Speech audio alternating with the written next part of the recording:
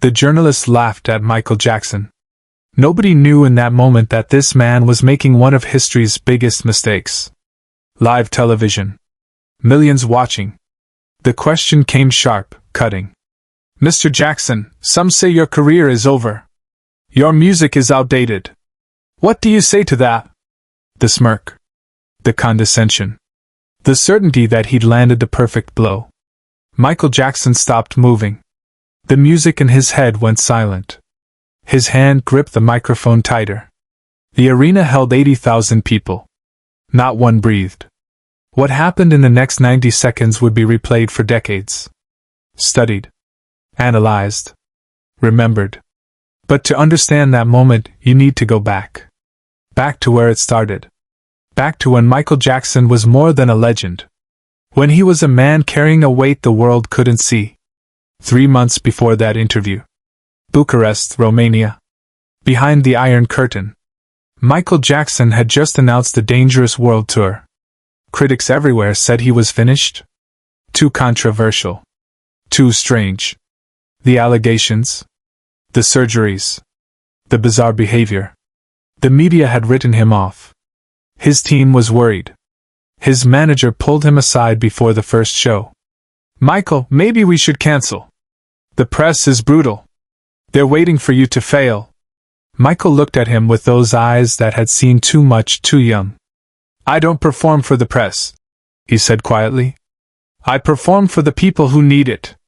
That night, Bucharest. The stage massive. The crowd deafening. But Michael noticed something. In the front section, security was removing someone. A young woman, maybe 19, crying hysterically. Fainting. Overwhelmed. Michael Jackson stopped singing mid-verse.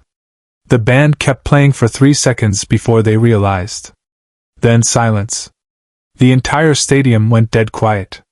He walked to the edge of the stage. Pointed directly at security. Bring her to me. Now.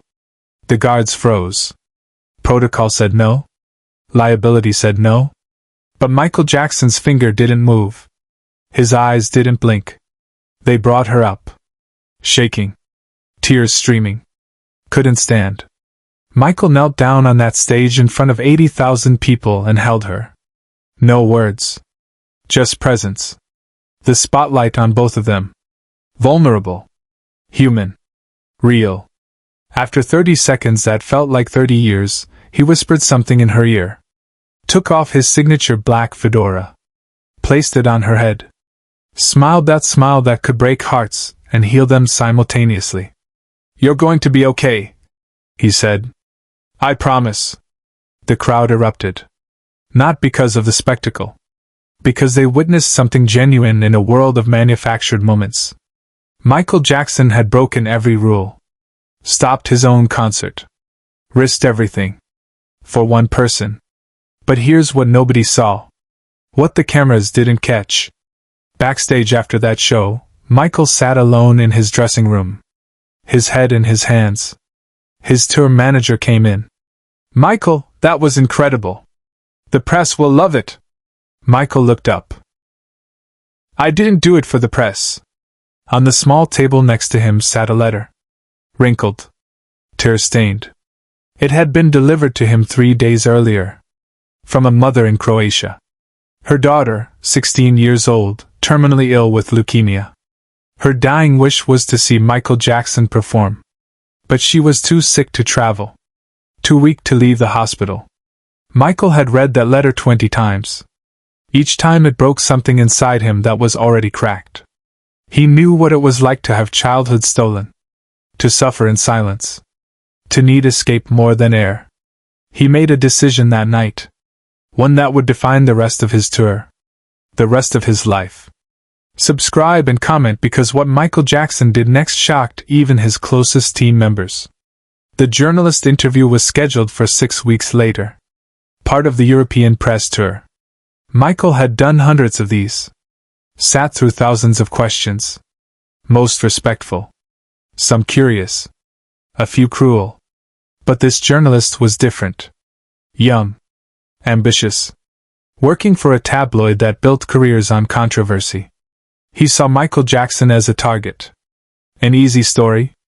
A fallen star desperate for relevance. The interview started normally. Questions about the tour. About the music. Then the shift. The tone changed. The journalist leaned forward, smirking. Mr. Jackson, let's be honest. Your career peaked in the 80s. Thriller was 10 years ago. Some critics say you're trying to relive past glory. That your best work is behind you. That you're becoming irrelevant. The word hung in the air like poison. Irrelevant. The ultimate dismissal. The final judgment. Michael Jackson didn't flinch. Didn't look away. He did something the journalist didn't expect. He smiled. Not the performance smile. The real one. The one that said, "You have no idea who you're talking to." "Can I tell you a story?" Michael asked. His voice soft. Almost childlike. The journalist nodded, confused by the response.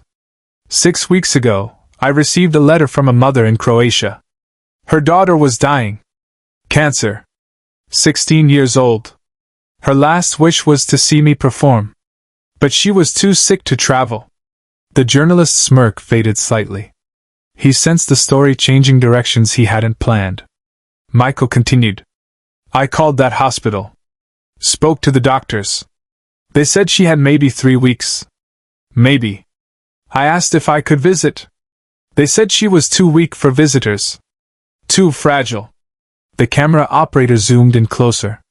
Something was happening that transcended typical interview fodder. So I canceled the show.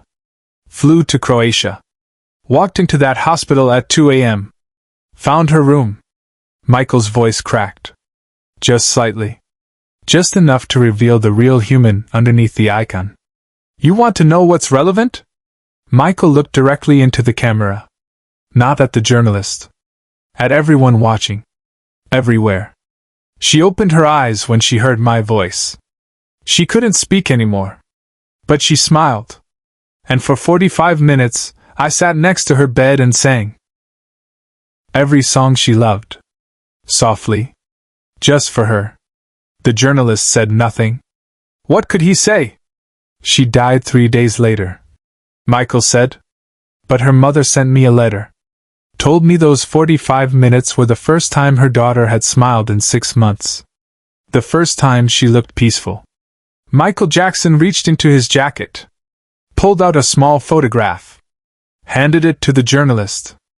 That's her. That's what's relevant to me. Not album sales. Not charts. Not critics. Her name was Anna. She was 16. She mattered. The journalist stared at the photo. His hand trembled slightly. On live television. In front of millions. He realized what he'd done. Who he'd underestimated. What he'd missed completely. So when you ask if my career is over, Michael said, voice steady now, powerful. I say this, I stopped measuring my life by careers a long time ago. I measure it by moments like that hospital room. By the girl in Bucharest who fainted and needed someone to notice. By every person who feels invisible and needs someone to see them. The journalist did something that had never happened in his entire career. He apologized. On camera. Voice breaking. I'm sorry, Mr. Jackson. I was wrong. But here's what made that moment transcendent. What nobody expected. Michael Jackson stood up. Walked over to the journalist. Extended his hand. Not in victory. In grace. It's okay, Michael said. The world teaches us to mock what we don't understand. I forgive you. The interview ended there. No more questions. No need. The journalist packed his equipment in silence. Left the studio. Quit his job at the tabloid 2 weeks later. Started working for a children's hospital newsletter. Never did another celebrity interview again. Because in that moment, he'd witnessed something rare. Something precious. Something the world had forgotten existed. Genuine compassion from someone with every reason to be bitter. That interview aired once. Never repeated. The network deemed it too emotional for broadcast standards. But bootleg copies spread. VHS tapes. Later, grainy YouTube videos. Millions watched, commented, shared. The photograph Michael showed that day? It became famous. Anna's mother allowed its publication. Said Michael would have wanted people to know her daughter's name, her story, her life. Michael Jackson carried a copy of that photograph for the rest of his life. In his wallet. Behind his ID. Next to the picture of his own children. Tour managers noticed it. Saw him look at it before every show. A reminder. A purpose. A reason beyond the fame.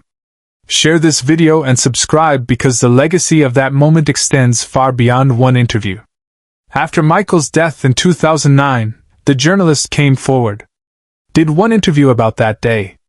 Broke his silence after a decade. His eyes still welled up talking about it. I went into that room thinking I was exposing a fraud, he said. I left knowing I'd met one of the most genuine humans I'd ever encountered. Michael Jackson didn't destroy my career that day. He saved my soul. The Bucharest concert where Michael stopped the show. Attendance records broken. But more importantly, 7 other fans who had fainted or felt overwhelmed were brought backstage after the show. Michael spent 3 hours meeting each one. Talking.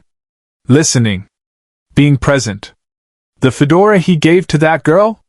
She donated it to a children's hospital charity auction 5 years later. Raised $250,000. Built a pediatric wing. Named it after Michael Jackson. The plaque reads, "For those who need someone to see them." Anna's mother used her story to create a foundation. Grants wishes for terminally ill children. Partners with Make-A-Wish. Every year on Anna's birthday, they host a concert.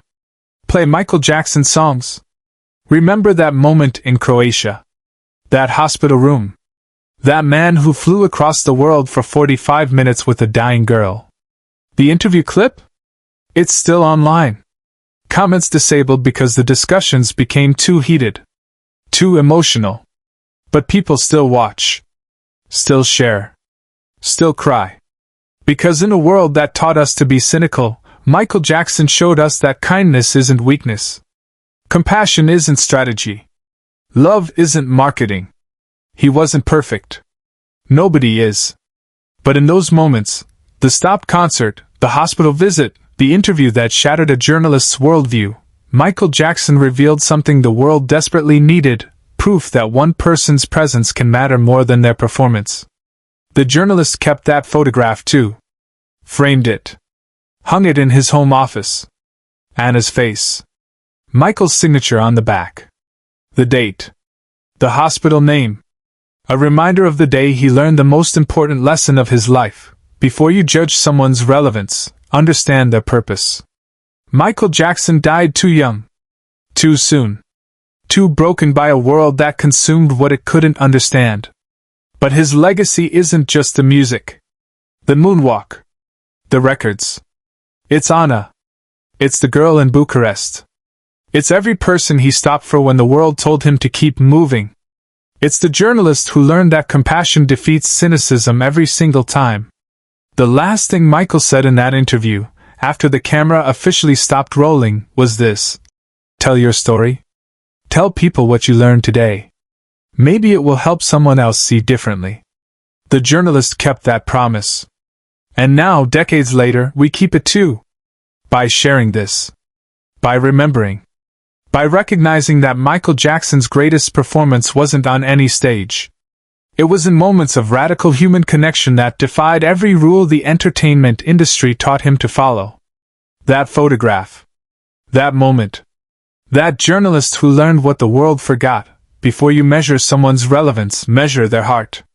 Michael Jackson didn't need the world to believe him. He just needed one person at a time to see him. And sometimes, that changes everything.